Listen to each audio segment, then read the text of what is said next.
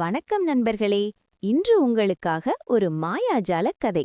தைரியமும் நல்ல மனமும் இருந்தால் எப்படி ஒரு டிராகன் கூட நண்பனாக மாறும் என்பதை பற்றிய கதை. ரெடிதானே? அப்போ கதைக்குள் போகலாம். கவி என்ற ஒரு சிறுவன் வாழ்ந்து வந்தான். அவன் தைரியமானவன். ஆனா அதைவிட அதிகமா அவனுக்கு நல்ல மனசு இருந்தது. காடு பக்கம் போய் பறவைகளை கவனிப்பதும் விசித்திரமான கற்களை சேகரிப்பதும் கவிக்கு ரொம்ப பிடிக்கும். ஒரு நாள் மலைக்குகை அருகே நடந்து கொண்டிருந்த போது கூ கூ என்று ஒரு சோகமான குரல் கேட்டது. கவியின் மனம் பதறியது. யாரங்கே என்று மெதுவாக கேட்டபடியே அவன் குகைக்குள் எட்டி பார்த்தான். ஒரு குட்டி டிராகன்.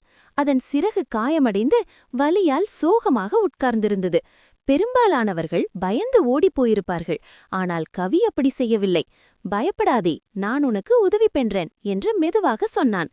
கவி தன் குடுவையிலிருந்த தண்ணீரால் அந்த குட்டி டிராகனின் காயத்தை மெதுவாக சுத்தம் செய்தான். அருகில் கிடைத்த மூலிகை இலைகளை வைத்து அதை கட்டுப்போட்டான். குட்டி டிராகன் மெதுவாக கண்களை திறந்து சிறும் புன்னகை செய்தது. அதற்கு வலி குறைந்தது போல இருந்தது. கவியின் முகத்திலும் சந்தோஷம் தெரிந்தது. அப்போது திடீரென்று வானம் கொஞ்சம் இருண்டது. பெரிய நிழல் ஒன்று மேலிருந்து இறங்கி வந்தது. அது ஒரு பெரிய டிராகன். கவியின் மனம் ஒரு நிமிஷம் நடுங்கியது. ஆனா அவன் ஓடிப்போகவில்லை. அந்த குட்டி டிராகனுக்கு முன்னால் தைரியமாக நின்றான். பெரிய டிராகன் மெதுவாக தன் தலை வளைத்து, என் குட்டிக்கு உதவி செய்ததற்கு நன்றி சிறுவனே என்று கனிவாக சொன்னது. கவிக்கு ஆச்சரியம். டிராகன் பயங்கரமானதில்லை, அது ஒரு நல்ல அம்மா. குட்டி டிராகன் சந்தோஷமாக கவியின் அருகில் வந்து நின்றது. பெரிய டிராகன் ஒரு மின்னும் ஒளித்துளியை கவியின் கையில் வைத்தது. இது தைரியத்தின் துளி. நீ எப்போதும் நல்ல மனசோடு உதவி பண்ணினாய். பயம் வந்தால் இதை பார்த்து தைரியம் பெறுவாய் என்று சொன்னது. கவியின் கண்களில் மகிழ்ச்சி மின்னியது. நன்றி என்று அவன் மெதுவாக சொன்னான்.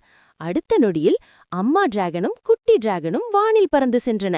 கவி கீழே நின்றபடியே கையசைத்து விடை கொடுத்தான். அவன் மனதில் ஒரு விஷயம் தெளிவாக பதிந்தது. தைரியமும் நல்ல மனமும் இருந்தால் எவ்வளவு பயங்கரமானதுமே நண்பனாக மாறும். அதனால் நண்பர்களே, நீங்களும் யாருக்காவது உதவி செய்யும்போது அதை சிறிய விஷயம்னு நினைக்காதீங்க. உங்களுக்கு தெரியாமலே நீங்கள் ஒருவருடைய வாழ்க்கையையே மாயாஜாலமா மாற்றியிருக்கலாம். இந்த கதை பிடிச்சிருந்தா லைக் பண்ணுங்க, உங்கள் நண்பர்களுக்கு ஷேர் பண்ணுங்க.